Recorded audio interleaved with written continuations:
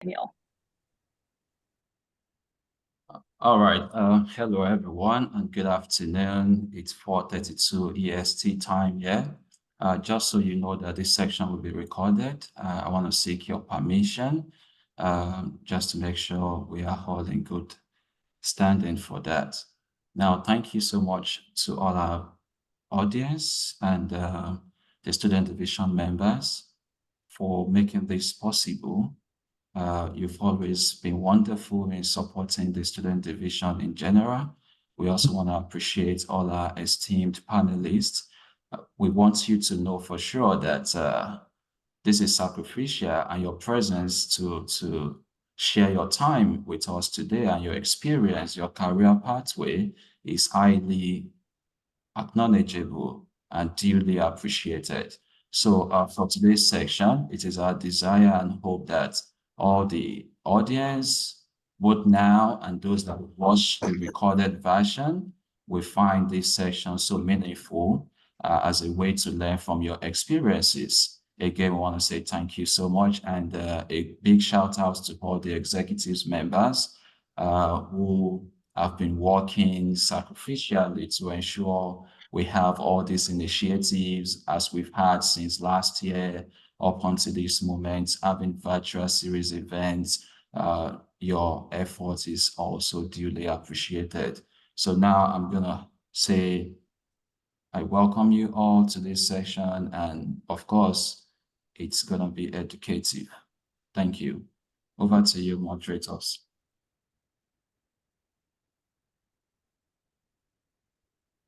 So now Yashin is going to go over the rules of engagement. Yeah, thank you. Thank you so much, Rachel.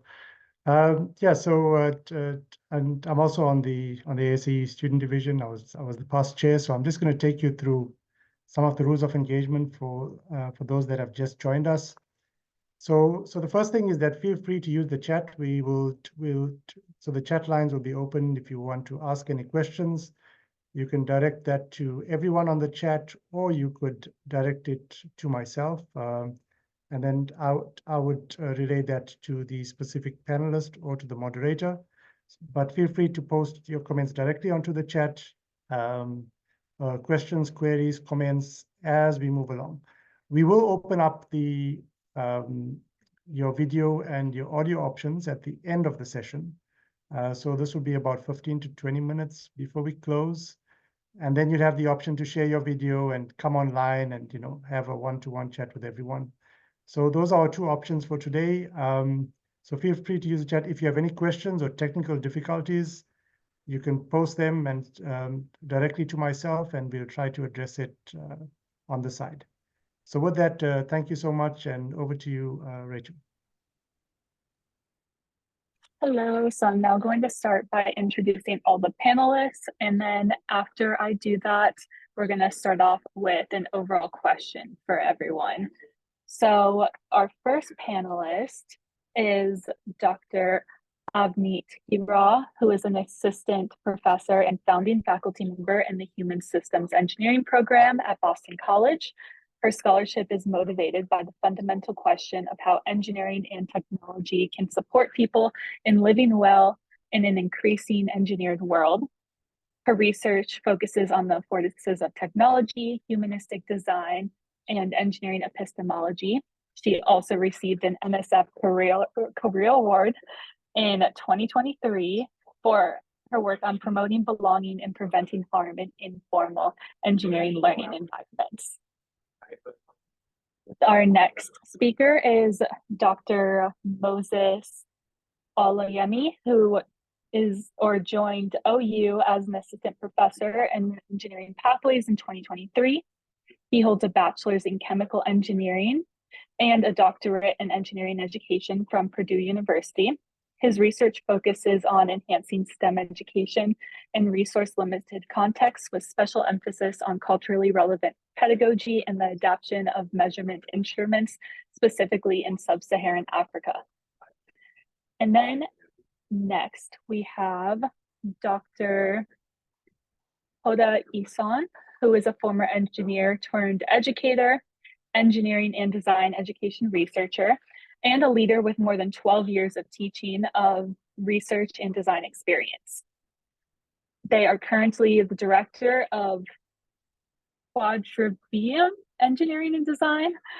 Sorry if I butchered that, and the chair of the Engineering and Computer Science Department at the Hill School.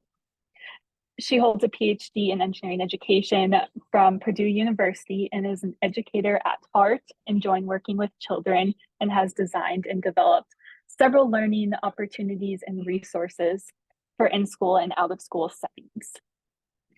And then very last but not least, we have Dr. Dhinesh Radhakrishnan, who is a research scientist at the DeVore Lab in the School of Engineering Education at Purdue University.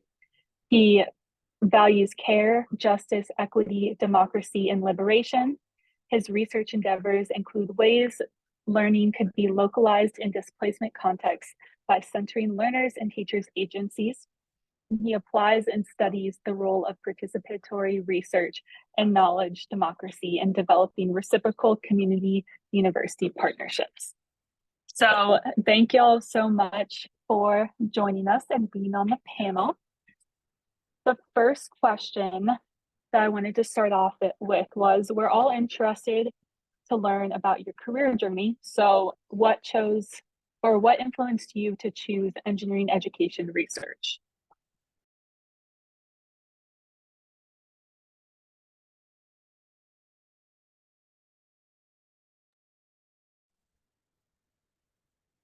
Does anyone want to start with? Well, being Moses. very mindful and respectful. Yeah, thank you for the question. I should say I think the piece of that in the introduction that wasn't really clear, at least for me, was that I actually got my bachelor's in chemical engineering at the University of Lagos in Nigeria. So I think it was maybe mixed up. I didn't get the bachelor's at Purdue University. In fact, I didn't have any interests in traveling out of my country for any reason until the people back in my country felt that the goals and the objectives that myself and my colleagues at the time, the goals and objectives we're trying to achieve in improving STEM education in Nigeria, we didn't have the legitimacy to make those claims or to even achieve those goals. And we received some pushback when we were trying to do some faculty developments in Nigeria, because all we had, myself and my colleagues at the time, we started this company called STEM Ed Africa. All we had with it were engineering degrees. So we got some pushback from faculty at the time who felt we didn't have any sense of direction and also felt that we did not have the legitimacy to tell them how to do engineering education in Nigeria. So I wouldn't say that I chose engineering education so much as it chose me in a way, because the opportunity that one of my colleagues had that brought him to the US exposed us to the School of Engineering Education at Purdue University. And yeah, I remember I say this every time, my colleague calling and saying, "Hey, Moses, there is such a thing as engineering education." And it felt like a silver bullet to solve all of the problems that we had been facing at the time. So I opted to, give it a try, see what it looked like. I didn't know what the weather was going to be like at Purdue. Had I known, I would not have gone, I should say. But yeah, that was the pathway that led me into engineering education. It wasn't necessarily my choice, but I loved it. Yeah.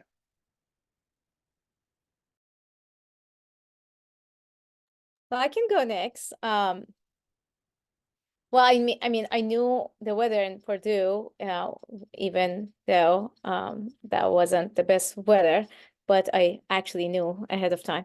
But anyways, so it was interesting the way you said it, Moses, and that resonated with me as well, because I didn't even know what engineering education is when I came to the US. I came to the US because I was a mechanical engineer first, and then I decided that mechanical engineering is not for me. and I went into education back in Iran, and I was doing everything that now we call STEM education. I just didn't have a vocabulary for it. I was just doing what I thought that I can do by connecting what I learned in mechanical engineering. I was teaching kids how to design robots and make different things, make tools, make products, and just also helping teachers understand what I'm doing. It's a good way of teaching science or math to the kids. So I was just like, that was the route I took. And then at some point, 2 years in, I decided that, well, I need to learn more about education and I need to just be more knowledgeable in the field. So when I came to the US, I just wanted to learn education as a field and go back and teach teachers in Iran. And my very first day in my master's degree, which was in childhood education, I met with my advisor at the time, and some of you who know this, who work on design field, design education and design research, you probably recognize his name. His name is Dr. David Chrisman, and he was my advisor there. Randomly, I was assigned to him based on my last name. So I went there and I started talking with a very not fluent English. I started telling him about my background, and I told him I'm a mechanical engineer and now I'm interested in education. And he was like, you have to go to Purdue. You know, there is this field, it is called engineering education. I was like, what is that? So he was like, it's a field, you can get a degree in that. So it took me a while to really learn what engineering education is. And, it took me 2 years. I finished my master's and then I applied to Purdue, where he thought that's where I should go. Again, I did know about the weather, but I was used to the weather by then because I lived in New York. So that's how I got into engineering education. I got introduced to engineering education, and I think while I was already doing engineering education, STEM education, I was formally introduced to the field and got my doctorate there.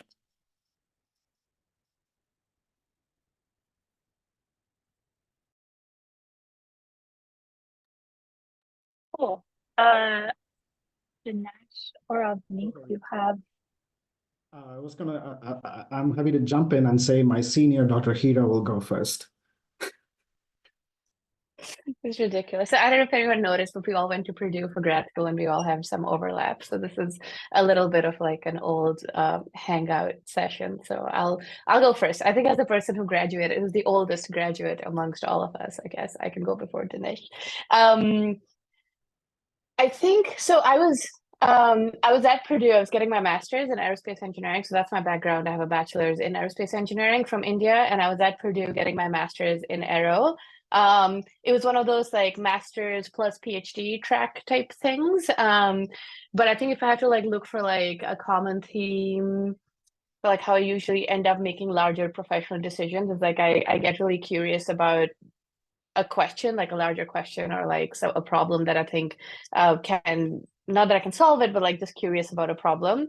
And so I think around that time, I was really curious about how is it that when I'm in a class where someone is teaching at me and lecturing, I will think about just about anything and not be able to pay attention at all. But when I'm actually building something myself, so as I said, I'm an aerospace engineer, so I used to be really into building little remote controlled airplanes. So, but why is it when I'm building my RC airplanes, I am very engaged, and I probably learned more about aerospace engineering than I did in any of my traditional kind of lecture format classrooms. And so that was a question I had in mind. And in the aero department, I think I took some courses in systems engineering. And so I took some courses around systems of systems, and we started modeling human systems, which then got me to this question of like, why do humans behave the way they behave, and like how do they learn things? And luckily enough, at least, you know, I think there's a Purdue theme amongst all our answers, but at Purdue at the time, the Department of Aerospace Engineering and School of Engineering Education were housed in the same building. And so there were the folks on the first floor who did engineering education. And I was like, I wonder if someone here is thinking about this question. And so I kind of made my way there and chatted with a few people, and they invited me to come back to their open house. And so I did that. And then I had a bit of an overlap between wrapping up my master's and kind of starting my PhD in engineering education. Yeah, I think that's at least what brought me to engineering education back in 2013, 14. It's like 10, 11 years ago now. Yeah. Dhinesh. I gotta go now. Thank you, Avneet. Well, before I share my journey, I'll quickly comment that it's so fun to be in this panel. So thank you for inviting. But it's also double the fun because I have the privilege of calling all my fellow panelists dear friends. I respect and admire them every day. So it's great to be part of this conversation with all of them. My journey to engineering education, I might want to briefly comment first on my journey to engineering, which was something I didn't really wanted to do. It was not a part of the plan. So different times, different settings, and everything that I did was very much in the moment, what was happening around me at that time, and I got pulled into different things. I wanted to study journalism. But in my family, everybody felt journalists don't make enough money. You got to go on get an engineering degree for yourself so you can be good financially in your life. So that's what I followed after that. And then in engineering, I wanted to study mechanical engineering, but my parents said, well, mechanical engineering has too many machines and stuff like that. Well, if you study electrical, you could go into core industries, or you could also go into IT sector because it's such a bridge between those two. So I ended up choosing electrical engineering. So, and knowing what I know about learning engineering, I did not get the 4 years of my college, and learning engineering was not great.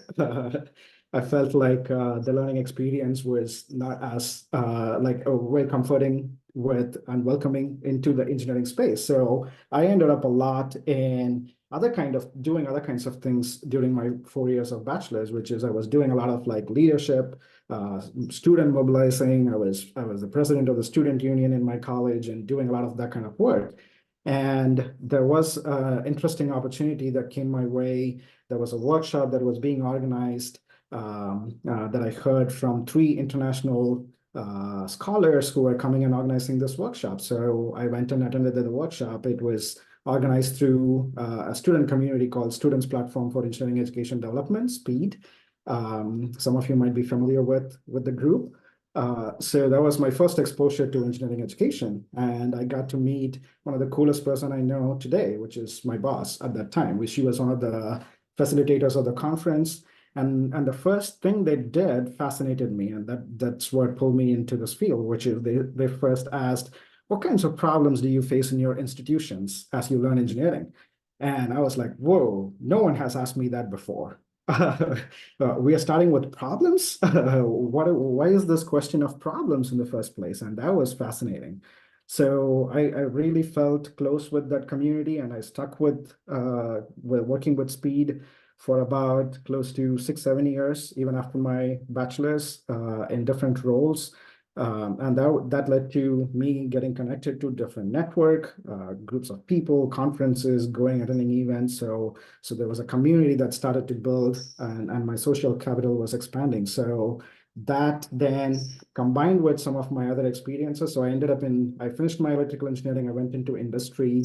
And that was a turning point because I thought I didn't like engineering. And the moment I stepped foot in the industry, I felt like, wow, I really like engineering. This is cool. I got to work with engines and do things and see actually what it is happening. So that was great. And then I decided now I want to go get more education. So I went for a master's and did my master's in energy systems. Learned with specialization in solar energy, and that was great. I did a lot of community-centered projects during my master's. So that naturally led me to engaging with community, being around people, working with people. So on the question of problems, all planted the seed of like social science and understanding behaviors and learning and all of that. And then fortunately or unfortunately, after my master's, I ended up in a job which I didn't like very much. And after about a couple of years, I got an email saying from my current boss that I'm a faculty here. We have a PhD program. I thought you might be interested to know. So that's how I prepared my applications within like 2 weeks time, submitted, came in, and that was my intro and entry into engineering education. Thank y'all for sharing. So now taking a step ahead, I wanted to know how y'all found your current role, and does that current role align with what your perceived career aspirations were when you first started the PhD program? And with that, I'm going to start with Dhinesh, since he did everyone else dirty by calling them his senior. All right. So I have to actually ask if somebody else could go because I got a child who wants to show things to me. Hi, how are you? Mama. Yeah, she sees mama there too. Hi, Nivi. All right. Moses or Avneet, do you want to go first? Yeah, so how we found our current roles. Yeah, I can go. So this is my third job after my PhD. I guess I got my PhD in 2018. Yes, sorry, I feel like years after the pandemic are like a mush. And so no, of course not. I think the second part of your question of whether your current role is what you aspired for, like no, as I said, this is like my third job in like 4 or 5 years. So no, I when I wrapped up the PhD, I actually worked in industry first, which I think was still kind of like similar to what I said kind of in my introduction, which is that I was really interested in trying to figure out. So I was working in makerspaces, educational tech, and design. And one of the critiques that I had of my own work was that what we were building, at least at the time, in makerspaces was oftentimes more craft than engineering. And yes, I mean, I think we can question whether, what is really craft and what is engineering, and the boundaries are permeable. But to me, at that point, I wanted to see if there were interesting technical tools that we could bring to the hands of students such that they can work on problems which are as authentic as possible, as opposed to kind of doing crafty things, which are cool, but I thought they could do more. So I actually ended up working at MathWorks, the folks who make MATLAB, and so I worked there as a program manager of their education program, and I worked with faculty members, software developers, just trying to kind of figure out how we could be using MATLAB in project-based learning, kind of in undergraduate settings, but then also in middle and high school settings. And I've always kind of had a K-12 angle to my work. But one of the things that happened, I mean, I think there's a long story, but maybe like a quick way of describing what was happening was that every time I worked with a faculty member, I found myself trying to design their research for them, which made me realize that I probably just missed doing research myself as much as I liked what I was doing at that point in industry. And maybe a funnier way of putting it is that I think I really missed not having work-life balance and not making enough money. And so I decided to leave industry and come back to academia. That's a joke, like if that's, because I think everyone's like very seriously like nodding along. But yes, it was a good life. And so if folks are interested in doing that sort of a thing, I don't have anything against it, but I just found myself really missing doing research and also teaching to a large extent. And so I made a switch. There was an open position at that point at a lab at MIT where I was kind of doing a similar thing. So project-based learning, bringing PBL to kind of high schools across the United States on one of their projects.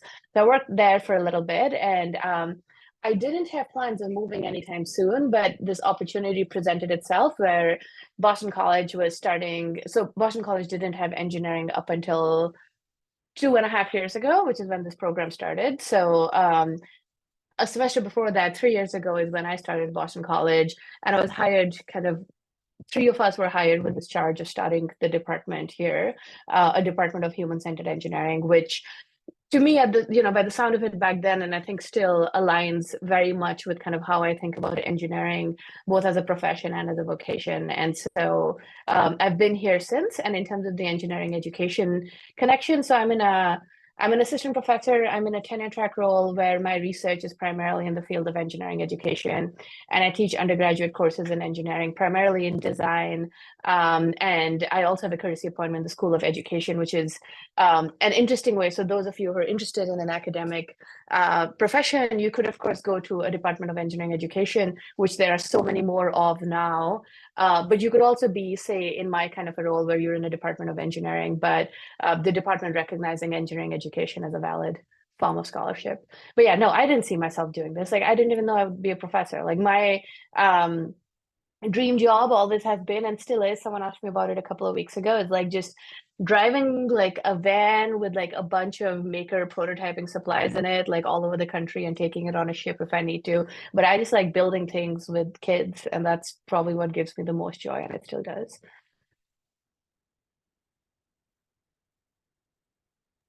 Do you want me to popcorn it to Thank you. someone? Could I ask Hoda to go after me, Rachel? Is that okay? Yeah, you can popcorn it to whoever you want. Okay. Yeah, no, okay, so this is, first of all, Avneet, that was lovely to hear your story. I kind of knew your story.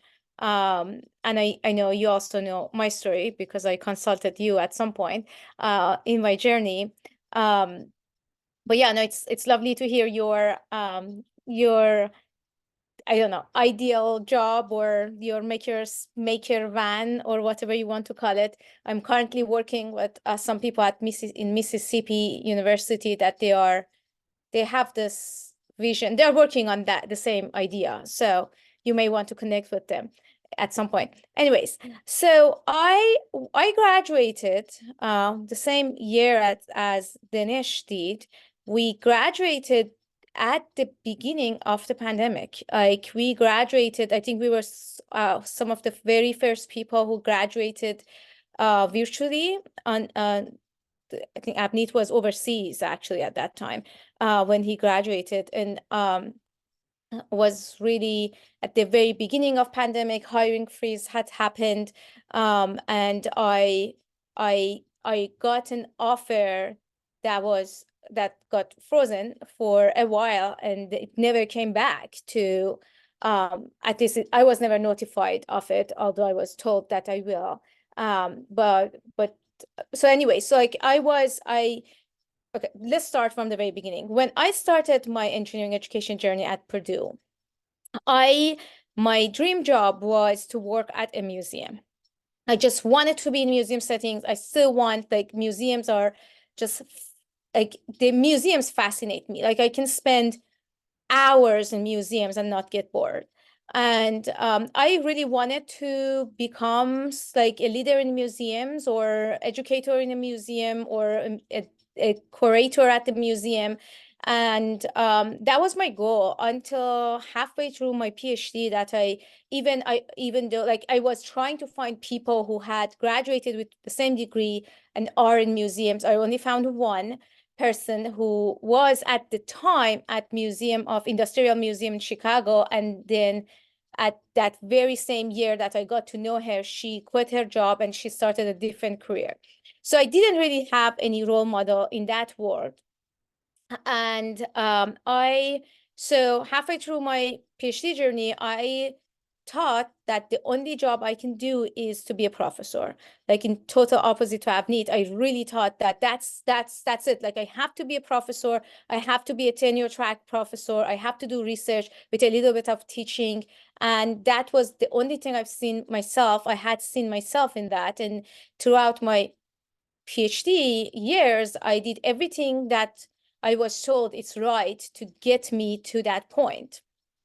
And awards, publications, whatever that we all have heard, that's the right path. I made sure that I had them. And then pandemic happened, and I had a professorship that I lost. job offer that I lost. And it was that moment that I was like, what should I do now? Like, no one is hiring me right now. They said, I mean, the department chair was like, in a month, in a week, in a month. Now let's go to August, maybe August, not the spring. So like, I was like, oh, I don't know what I should do. And I started reflecting, I mean, grieving, of course, the job offer that I had, but also grieving the also reflecting on what I can do with this PhD. Is it worthless? Like, really? Like, is it like just professorship is the path? And if I can't get it, I don't have a job. And that was like a month before my graduation. So it was really a stressful time. So I decided that maybe postdocs would be the best option until I figure out what industry career path would look like for me. So I got an offer, a postdoc offer that something I did. I recommend no one do it because you never know what the future is. I was so naive to tell them that I have a offer from this university, a professorship offer, that it's on hiring freeze, but they have promised me that it will come back in spring. So I was trying to be very honest, ethical, just let them know that if I join them, it will be a short time position. But that just the fact that I had told them also caused another way of anxiety for me because I did not hear back from them. But I mean, the postdoc turned to a research faculty position quickly, like 6 months in. And I was on track to be a research, it was a research faculty position. So I was on track to get promotion. And then at the same time, I applied to a couple of other tenure track jobs. But while being in my research job, I realized that there are things that I really love about doing a research job that I didn't know I love. And that was the curriculum development, project management aspect of my job. So I got down the road that year, I got another job offer from another university, amazing colleagues, potential colleagues, prospective colleagues. But then this opportunity that I'm currently in, which is director of engineering and design at a high school, came up without even me knowing that this job existed. Someone through a referral in my network referred me to the former head of the school, as they were looking to someone who can come and lead a new engineering department, establish a new engineering department, and lead the department to professional development for teachers and curriculum development. So when I received that email from the former head of the school, I was like, well, let me just, my first reaction was like, this is scam. No high school has an engineering department. But then I was like, well, what can go wrong? Like, I can just talk to the person, to the head, and see what is this position. I'm glad I did. I responded on a Sunday evening. On Wednesday, I had my first interview with the head of the school. On Friday evening, I had all the interviews with that school. That was how fast they went. And then 2 weeks later, I was here in Pennsylvania visiting the school. And I had my offer that day from the head of the school. And it was a really difficult decision to make. Like, I always thought that I will be a professor, and I had that offer after a year or a year and a half of wanting that tenure track offer. But then at the same time, I had something that was more creative, more innovative, a new thing that with all my cells in my body, I wanted to explore that. And I knew if I don't, I will regret it. So I consulted a few people that had different pathway, because as many of you may know, if you look at our faculty career path, many of them, they just went through graduate school, postdoc, and a faculty position. Many of them didn't even do postdocs. So they don't know what is the world outside of the higher ed academia. So, I mean, I consulted with a few people who had different career pathways, and I just decided that that's for me. And I'm 3 years in. this role right now, and I am, it's very creative. It's very fulfilling to work with kids. And just recently, a year ago, I founded a community makerspace for the people in the community. It is called Artec, and it is actually sponsored currently by my school. So I mean, my dream of working at a museum, maybe I'm creating it myself, maybe not, but that's like, for now, that's something that is also fulfilling my dream of working at a museum. Maybe I have my own makerspace. I mean, I already have my own makerspace. Maybe that would be a future museum or something, but that's where I am now. Thank you. Do either of our other panelists? Yeah, I'll take the ball and I roll with it. Hoda, it sounds like you might just have to buy the van for Avneet, and you can own your. That's true. Maybe no, Avneet, maybe you should buy the van. I have the makerspace, so we can combine it. I said I quit industry to go back to academia because I don't That's want true, the money. because I have no you money. enjoy- But yeah, Pennsylvania and Massachusetts aren't too far, so maybe you should drive over with the wagon. But anyway, Dhinesh, yes. So my so one thing I will say as an introduction also to situate what I'm going to say is I kind of have this interesting opportunity to work in the nexus of few interesting spaces. So I kind of, most of my work is situated in, I work in the academic space, but a lot of my work is in international development and working in humanitarian settings. So, which is kind of an interesting combination, at least within engineering education, as it's slowly just starting to, people are learning more about it, getting to know there's more interest in that direction. But when I was doing this PhD, there wasn't many faculty who was doing this work.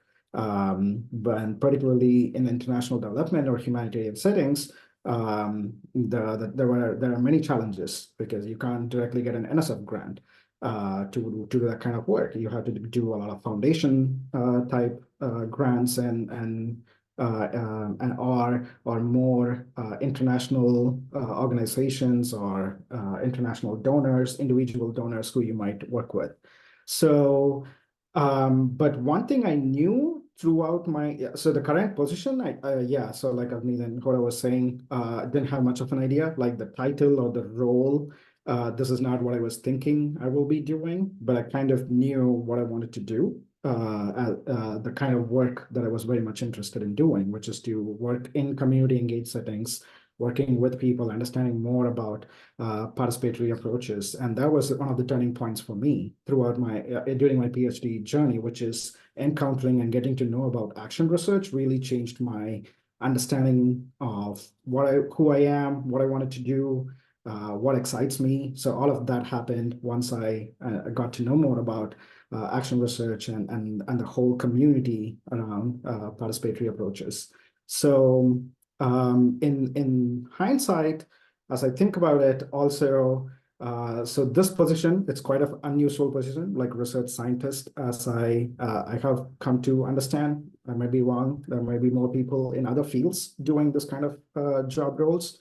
But within engineering education, because at Purdue, I believe that role existed, but within engineering education, we really had to negotiate and understand and see and craft this role. I actually wrote my own job call because there was no other sample to do it. So in a way, I crafted this role with my colleagues for what I wanted to do myself. So and that's possible, and that's one of the things I might also share as if the academic faculty type roles or practice roles or educational roles are not specifically what you want, but you want to play around with doing different things, then you might be able to think about it and look for the right context, right people to work with. And you can push the boundary of, the kind of jobs that exist and what you can create for yourself. Because in my role, one of the things that during my PhD I saw was, okay, I want to do international development and humanitarian work, but all the jobs that was existing was mainly with NGOs or international NGOs or working in with large organizations who were all looking for at least after your graduation, you need to have 5+ years of experience in the field and doing project management, doing kind of, teaching, research, and all of that. But also there are several other skill sets they were very much looking forward with. So I tried to see into those positions, try to create them, but then the kind of work that we were already doing were very compelling for me, and I felt I was happiest that I can be here. So I didn't feel like, oh, if I move there, then I'd be more happy, or I can continue to do this, which is already making me happy. So that's how we pushed the boundaries of that. And then so I negotiated with my boss saying that let's try and submit a grant. If we get the funding and it gives me 5 years, let's experiment with this. And we submitted the grant, we got it. So that helped me create my profile. I'm about 2.5 years down in the grant. So now I need to find out what's going to happen next. But that's one of the ideas. Now once I started this, the other opportunities started to open. Now we're thinking about creating a center so I could manage the center, and there are other kinds of things that we could do. And also in a very interesting way, the kind of work I do has a mix of too many things. So you need to constantly think about and continue to acquire those new skill sets. Which I'm sure it applies for every role, but also in particularly what I am learning is, so currently, for example, I have grants that is purely research. I have grants that is purely practice. I have construction grants where we are building buildings in a different context. I have business grants where we are converting our ideas into business proposals and trying to see how that supports international development communities. So you have to really expand thinking about where you can access money from, and then the kind of work that also matches with your philosophy, how you want to do things, and with the community also. So all of that combined kind of led me into this unique space and position, but also with the privileges that I had through the connections and network from my past. But if you ask me, so I've never looked too forward. My maximum planning probably has been for a year or 2 at the max, thinking ahead. So I haven't really thought, what is 5 years from now? I'm thinking, what is 2 years from now, which is when my funding will end, and then what do I do for next? So we're thinking about that. So which comes with its own risk. So yeah, there's you might have to think about the trade-offs and choose if you think about pursuing this kind of career pathway.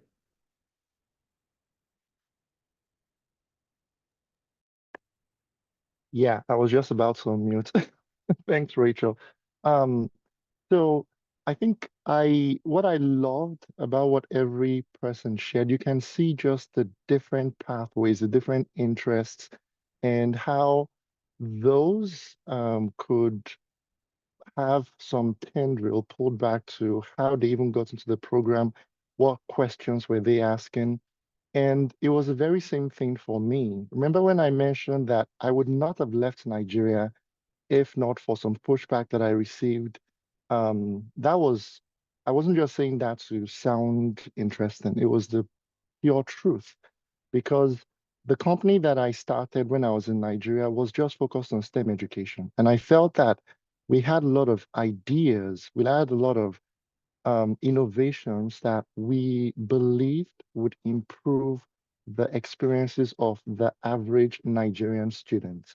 We felt like the connection between what students were learning and what they were actually expected to do outside of class, we felt like that bridge wasn't connected.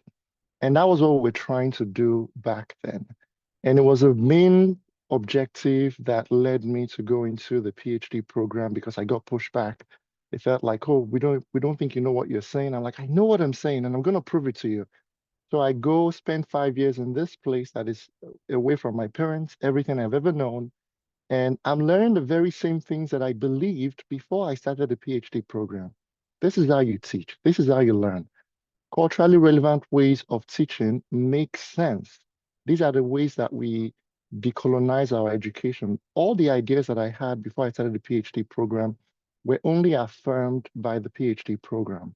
So I promise I'm going to answer your question. It was interesting in my final year of the PhD program. I tried going back to my country, and I was back there with the very same ideas I had prior to the PhD.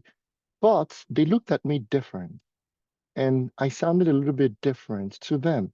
I don't know if I had been indoctrinated into the PhD program now, I sounded more professional, or if it was because I was a PhD candidate in quotes, or if it was because I was now a member of a school in the US, in which case, is that still something that they were still refining the notions of colonialism? I cannot say, but I will stress that the ideas that I went with were the same ones I had before the PhD program, but they listened this time around. So I decided, however, that at that point in time when I was really hoping if I had found a job at the African Center for New Pedagogies in Engineering Education in Nigeria, I would have gone to Nigeria after my PhD. I promise I would have, because my heart, Dhinesh was with me for over 5 years. Everyone in my lab, if you wake them in the middle of the night, they could tell you what I'm all about. Is professional development of STEM educators in sub-Saharan Africa. I've preached it, I've said it years on end. And that was still my goal. But I will say that the experience that I had at the university helped me understand that in order to achieve what you want to achieve, you may have to take different paths. And even getting the legitimacy of, oh, now you are a so-called professor, now we can listen to you. It showed me that sometimes, and I'm being very, very honest here, you have to play the game. And I recognized that certainly the goals that I was trying to achieve required some prestige that couldn't be measured, but it was highly valued by the people that I wanted to engage with. So I decided if that was the path that I had to take, I would go that path. But I also didn't want to do something that would give me nightmares, because I had worked in industry. I'd worked in oil and gas in Nigeria, which was what we thought the prime job for any engineer in Nigeria, and I didn't find it fulfilling, which led me to start the company that I worked with in Nigeria. So I didn't want to do something that would give me nightmares. And I want to come back to what Dr. Hoda said, which is very, very apt. Our educational experience, I noticed, was so geared toward graduates that will end up as professors and as tenure track professors. I felt that this was something we started commenting on significantly. The students talked about this a lot. What of those of us that want to be entrepreneurs? And so this shaped the courses that I took when I was a PhD student. Proceeding as a faculty entrepreneur, I really worked maybe with another colleague, Dr. Claudio Freitas, to understand like the business models and some of the things that Dr. Dhinesh is really working on now. So those were interesting to me. But I also didn't want to be disciplined or conditioned or yoked by the tenure track role. I just didn't. I didn't apply to a single tenure track position because I had spent enough time seeing what the requirements were and seeing where the passions that I had would lead me. And I felt like there was no symmetry there. I didn't want it. I haven't said this to his face, but Dhinesh is actually one of the people that showed me the beauty of teaching. He loves to teach. And it was something I ran away from as far as I could. I only wanted to work in international development until my final 2 semesters, when I got a chance to be like an apprentice faculty, like a TA. And I realized the joy of teaching that even led me to leave the engineering role that I had at the time. So I strategically found an institution that had a teaching focused role, but also gave you the bandwidth to sort of construct what the rest of your portfolio would look like. Is that research? You get the chance to do that. Is that developing an organization, which we ended up doing, I ended up doing. It gives you the bandwidth to do that, and the institution supports you in that regard. And who would have thought that I would enjoy teaching? I would not give this up for the life of me. I love it so much.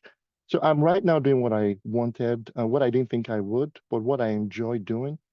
And the added benefits is I also get to work on achieving the goals that I had before I left my country, which is setting up this community of people that are interested in developing African engineering education. And right now we've started a non-governmental organization, the African Engineering Education Fellows in the Diaspora, that works to inform engineering education policy and pedagogy in Africa. So being able to do that while still doing something that I love, it feels to me like a win-win. Now, will I remain here until the end? I do not know. My heart beats Africa day and night. And if I'm able to find that superpower that you have, Dhinesh, where I can craft my role and be domiciled in Nigeria, I would. So I hope that sort of gives some context to my pathway. Yeah, thank y'all so much. So one question related to the transition process from PhD to whatever your role is now. A lot of people have wondered about specifically the visa process. So a question I have about that is if y'all could share your experience on how you transitioned from your previous F1 visa to whatever your current work visa is now.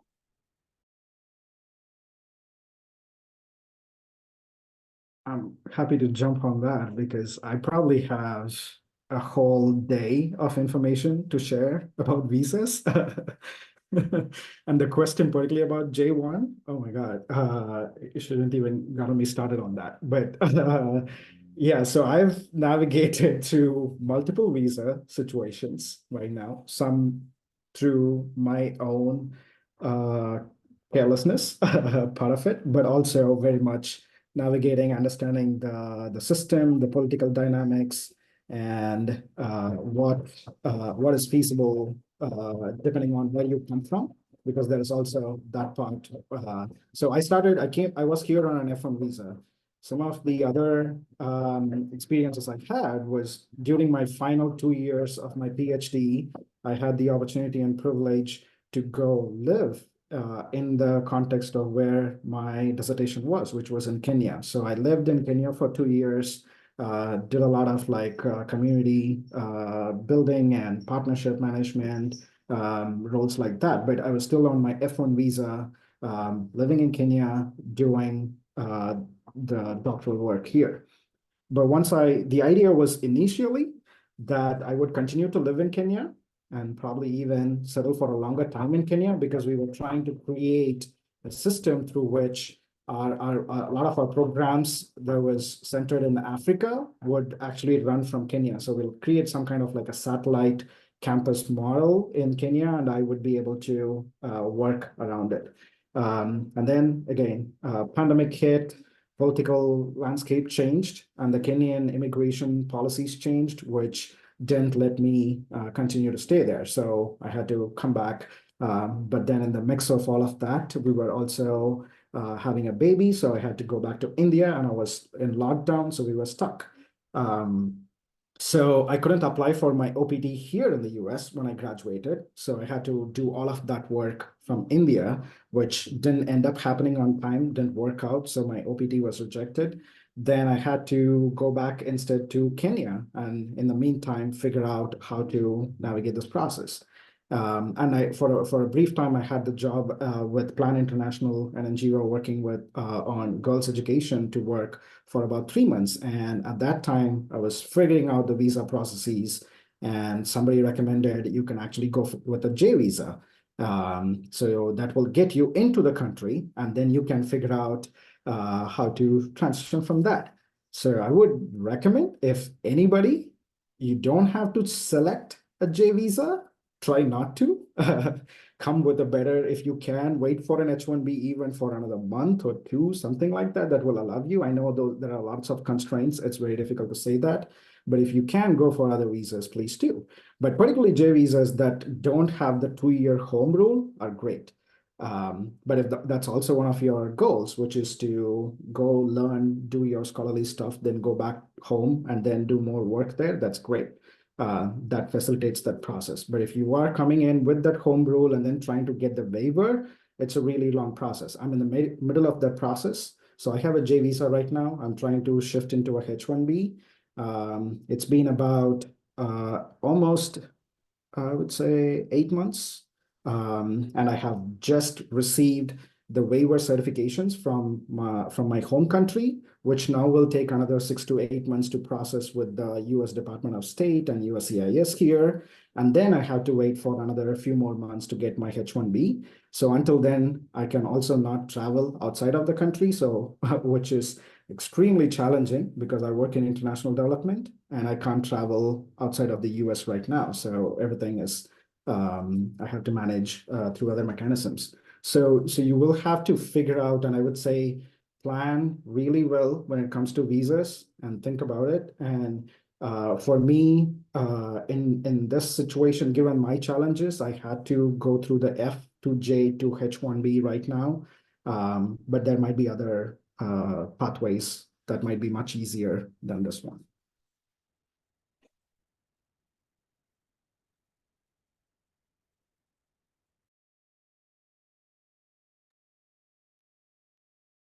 You want a popcorn?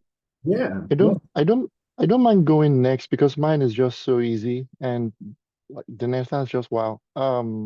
Yeah, mine was very easy. As international students, the last semesters of your academic journey are very stressful because you're always thinking, what will happen after I finish it? Do you want to remain here? Like, what visa will you transition to? Of course, with your degree awarded in a STEM program, the OPT option is this bridge that gives you the space to be able to decide what eventually you want to do. In my case, like I said, mine is very, very, mine is very, very short. The story is very short because right in the final few months before I graduated, I applied for the OPT, and the process was supposed to kick off in like the very day I ended my program. But the job that I have now, that I currently have, I had applied for that job while I was still a student before I'd even done my dissertation, and the interview process had was already ongoing. So part of the negotiation conversations we had was what visa would I transition into? Like who would do the filing? And they made it abundantly clear that they would transition all international students becoming workers such as myself would transition to the H-1B visa directly. And then they would also file for the green card, which I've even learned now, perhaps if you file it yourself, it's quicker. But that was part of the negotiation. So I went with that option. And shortly after I graduated, I was still maybe the first few, I want to say 3 weeks. I still had my F1 visa, but at that time, I got the employment authorization documents and the OPT had already kicked off. And 3 weeks after, the filing is very quick. And I do not know what the factors are. I don't know why it was that quick, but I had been assured by my colleagues who had the same experience here that when an institution files for you, it's fast track. They also pay for premium processing, and then I don't know, but maybe there's also like a country of origin leeway there. I do not know, but 3 weeks after I started, the H-1B status was conferred, and that again, as I said, mine is a very, very short short stories. So that's what I know. I think the only plug I will add before I move on is this was also an observation that I found out that a lot of people were not privy to, because we all, again, if you think it's just a tenure track position, there are some institutions that are not able to offer you that path, but all of the benefits that they provide could take away most of your stress. And I found that to be a good negotiation topic.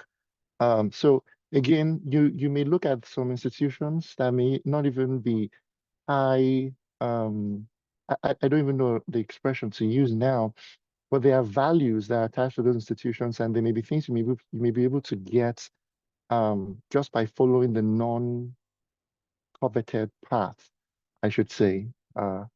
Yeah. I can hop in a little bit. I think my own experience is pretty unexciting, nothing like Dinesh's, but I'm also on the other end where I have people who work on my team. And so I might know a little bit on what institutions can actually do and what they tell you they can do, which is not always the same thing. So myself, I was on an F1 visa while I got my master's. I know we had to like extend it a little bit because then I got my PhD.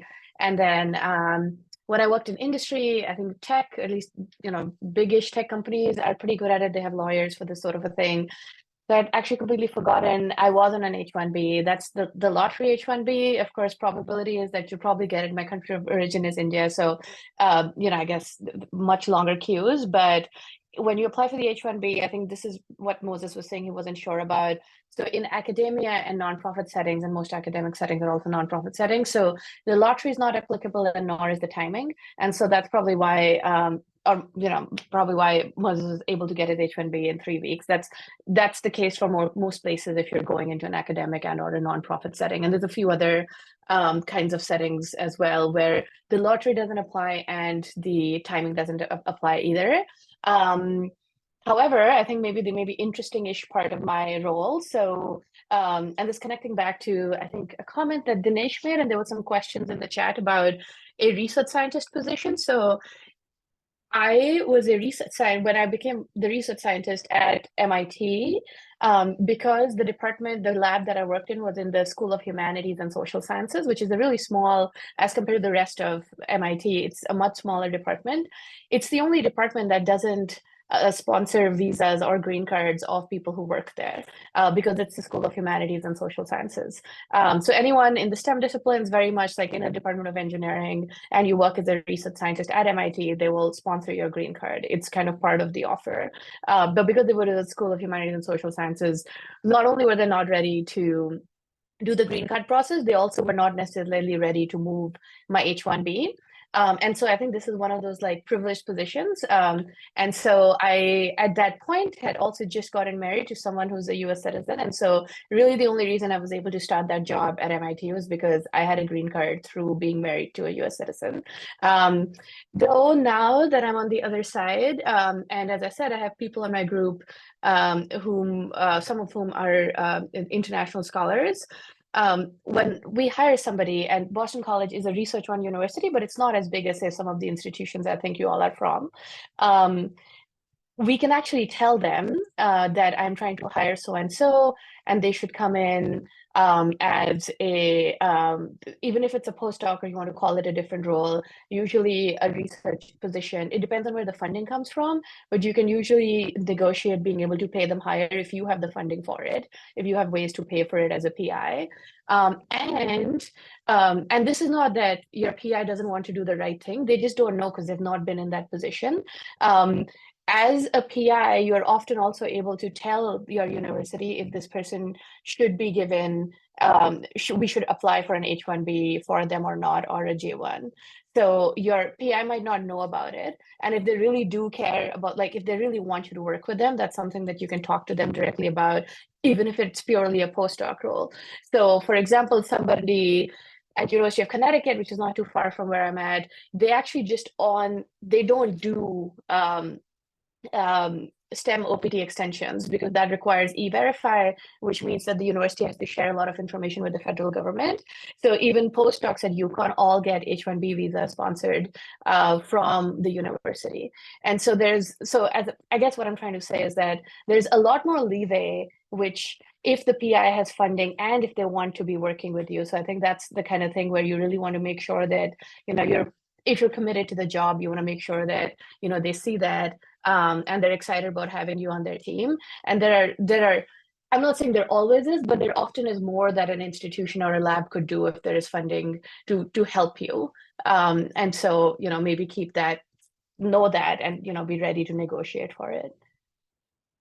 Thank you. I know not everyone got to answer this, but I want to try to ask 1 to 2 more questions to allow time for anyone listening to ask questions. So while I'm asking and they're answering, if anyone listening wants to type their questions in the chat so I can get to that. But the first question is related to what all of y'all just talked about with going through the visa process and transitioning from an F1 visa.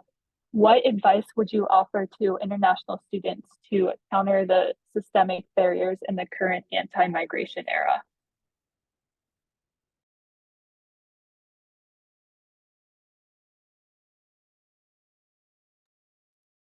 I mean, if I could just kind of, because I think I was kind of trying to maybe get to that a little bit with how I'm wrapping up my question, kind of sharing the other side of the experience, which is that, I mean, I'm not going to deny that we're in an anti-migration era, but at the same time, as someone who runs a lab, I also think that it's so hard to find good people to work with. So I think that, and this is going to sound very idealistic, but I think if you're very committed to your work, you're doing your research, you're reaching out to people, you're making yourself come across as someone who would be a really good addition to someone's team. Like, I have open positions in my lab, multiple open positions in my lab every year, and I'm telling you that it's actually hard to find people who are people who I actually want to hire. And when I do find those people, and so would my colleagues, we bend over backwards to make sure that we're able to hire them, including working through the immigration processes.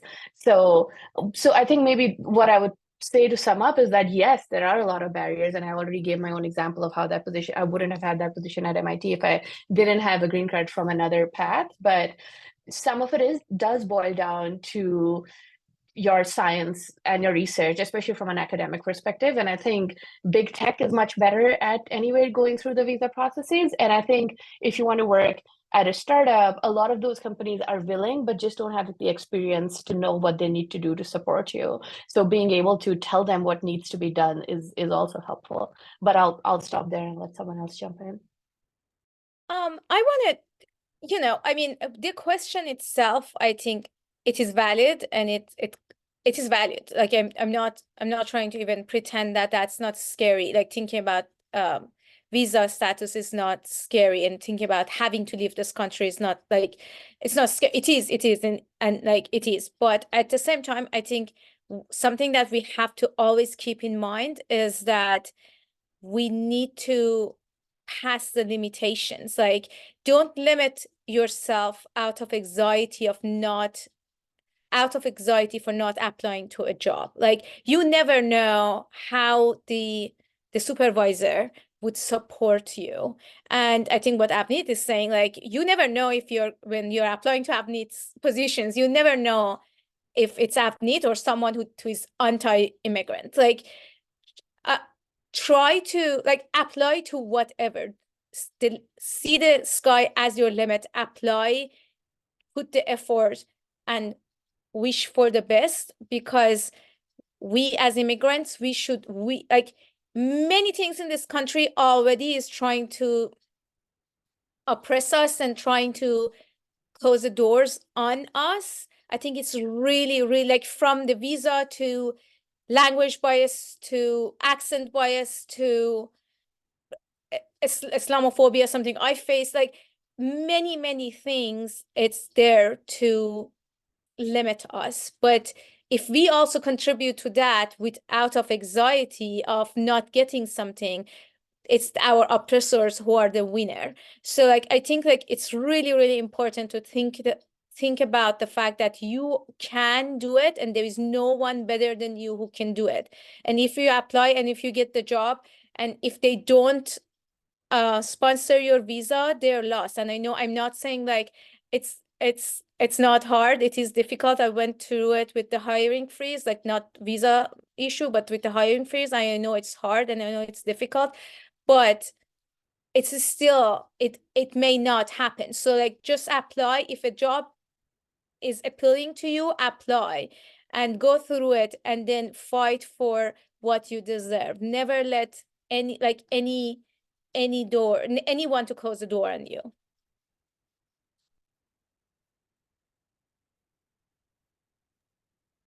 Yeah, I don't have much to say here. I feel like there are some questions that come up like this that I would actually defer to some people that are here that I know that will be in a better position to talk about it, even among the non-panelists, because I did not know, and I suppose this was something that was said, but I did not know how easy it was to advocate for yourself. And even I see someone talking about the national interest waiver, how to apply for a green card even without getting a job, because most international students that come here for a postgraduate degree, and I'm going to just go on a limb and say you've been doing some amazing things before you came here. And those things have value. And learning how to advocate for yourself is a skill that you just have to develop. Recall when I said that if it might have even gotten a quicker turnaround with the green card application that I filed for it myself, is because I'm currently in a community where I see people doing that, and I'm writing recommendations for them, and they're getting accepted. So I'm trying to say, what I'm trying to say in essence is that there are a lot of roles that you've taken in the past, and those roles have value. Do not limit them. The fact that they were not performed while you were in the US does not make them less valid. And especially since you are in this field, the contribution that you are making to the economy is significant, is not non-trivial. So you just have to learn the skill of advocating for yourself. And I suppose that would go into the jobs that you think you should apply for. The worst you can get is no. I think you should cast your bread upon many waters. It's a biblical saying. And after many days, you never know what will happen. I really would. I feel like there are members that are not a part of the panel that have so much to say about this too. And should we get the chance to, I will use a hook line and then pull them in. But I feel like it's a valid question. It's a valid question. Let me, sorry, you go, Dhinesh. I just want to make one quick comment there. So I think, all my colleagues have shared a lot of great insights. I mean, there's interesting political things happening on two sides. One is the international, so immigration side of barriers that continues to be put systemically. And then even within the country, what you can talk about, what you can do is also under question right now. So if you are an international student living in Florida trying to do some diversity work, you're in even more trouble. Or if you are international student in Texas, you have some challenges there as well. So depending on the context, and so you're having to put up an additional fight in addition to making your way here and doing the things as well. So I don't know I don't have recommendations or solution, because it's just I only have frustration at this point that I can go on hours sharing about.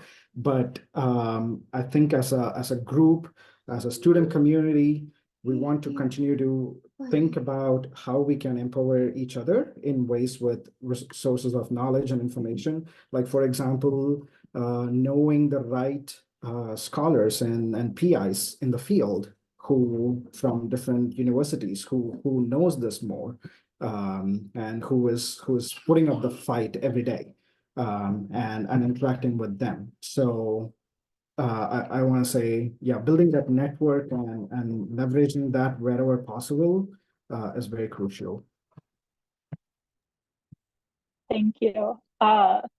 One follow-up question that someone asked was, when talking about jobs, they wanted to know when's the best moment to bring up immigration. For example, should it be before you apply, after you get the offer? And I know some of that is dependent on how the job application is structured, but y'all's thoughts or opinions on that.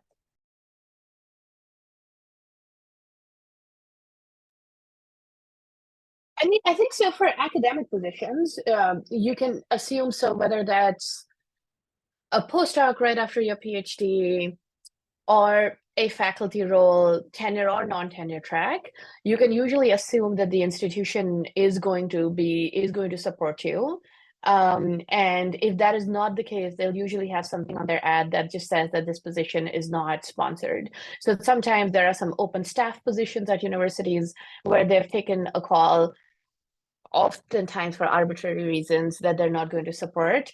But I think generally for faculty or even postdoc roles, they would support. However, I think there was a conversation going on in the chat and I contributed to it, so I won't say much more about it, but there is this STEM OPT plus OPT extension issue, which might come in. So like for your first year, you'd be covered, but if you have a PhD in engineering education, depending on whether your degree is classified as a STEM discipline or not, you would or would not get the +2 years of the extension.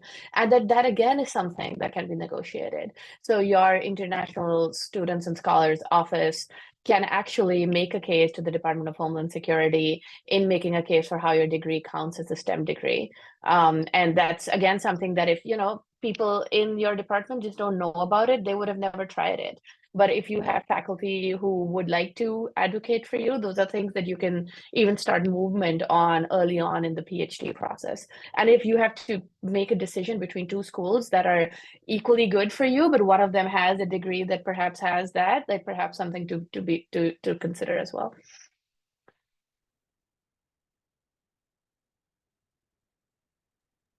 +1 everything she said. Just +1 everything she said.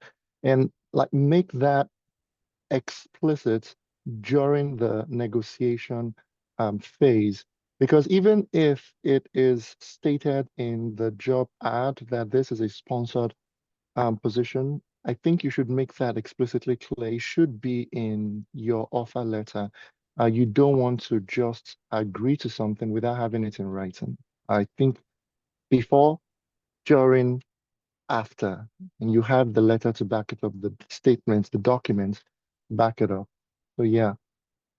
I think also something, usually the hiring committee or recruiters, depends on the industry, is that academia, K-12, private schools, or tech industry. They usually ask this question early on. If you're talking to an HR, they will ask you if you need visa. If you're talking to the recruiter, they would ask you as well. And then academia, usually the research supervisor, if you're doing a postdoc, they will ask you if you need research. So I think it will come up naturally, so you don't need to really worry about that. Sorry, I missed that, Hoda, but I wanted to make a quick comment there. So one thing I would say, if you're an international student, it's your basic right, because that takes a lot of mind space trying to understand your visa, your immigration status. So you should feel free to ask those questions and early in the process, because you could find the university, the PI, everyone great, but it might be in a state where it might be much more difficult for you to join as a student or get a job. So I don't think, I mean, if somebody you ask says, well, that's too forward or that's not a question to ask right now, well, I feel that might not be the right fit then. Because that's a big function and you have the right to ask early on and know about that. So you can focus on all the other things. That's also important. Thank you. So I want to ask one last question that was asked in the chat, and maybe if everyone could just give a quick piece of advice for this question, and that is, what advice would you give for those who are initiating or starting to go into the engineering ed research space?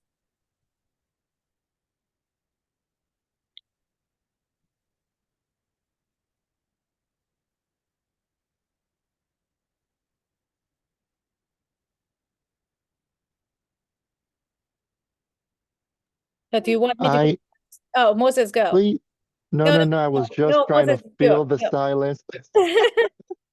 I'm not sure I understood the question, but I would say do something that you are passionate about. And I say that with every fiber of my being.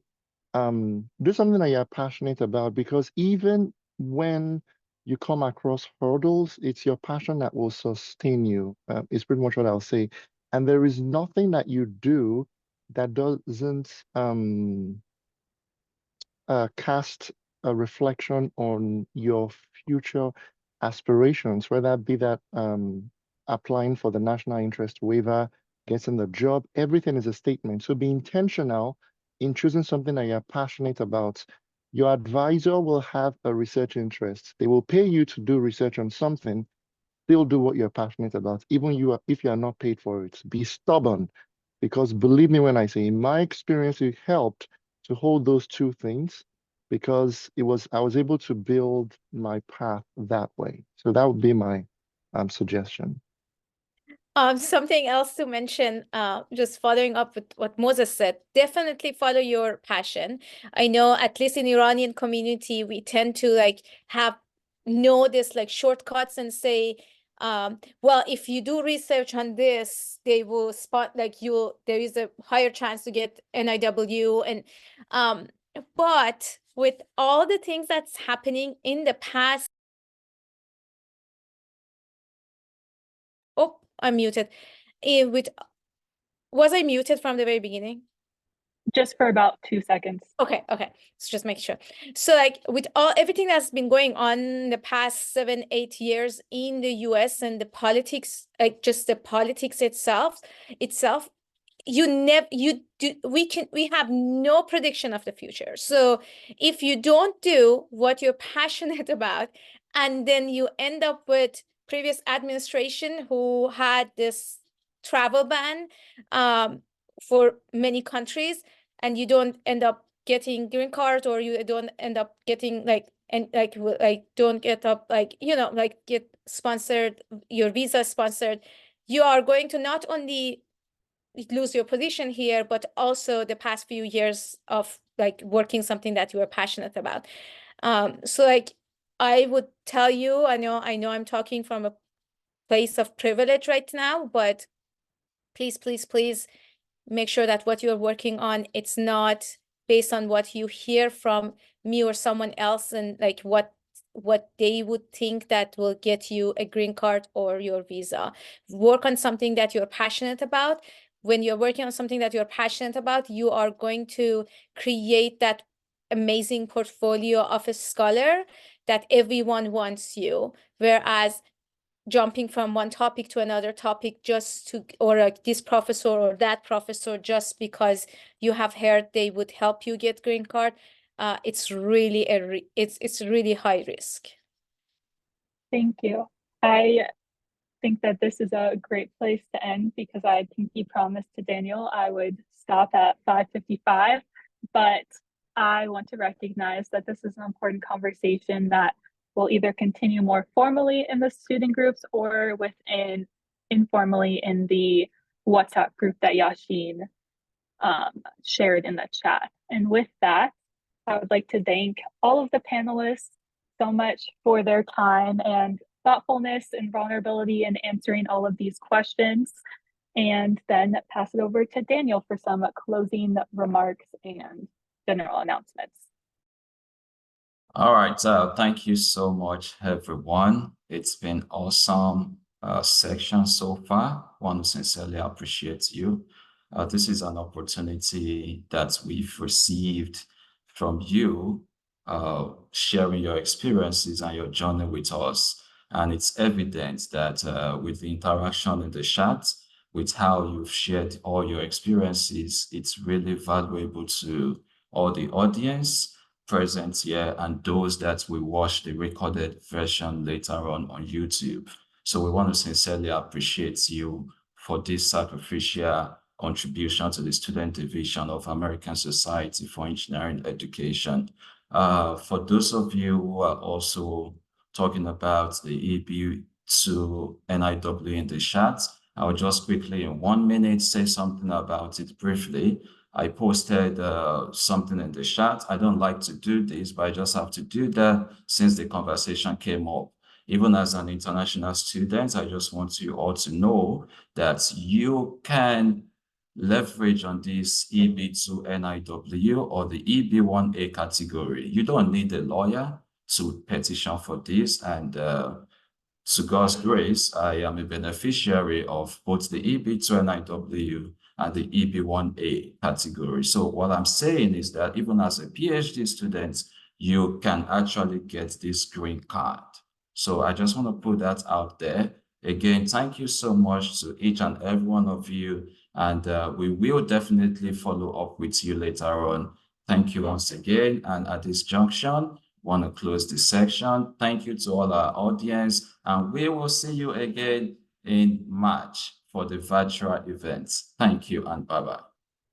Thank you. Thanks, everyone. Thank you, so much. everyone.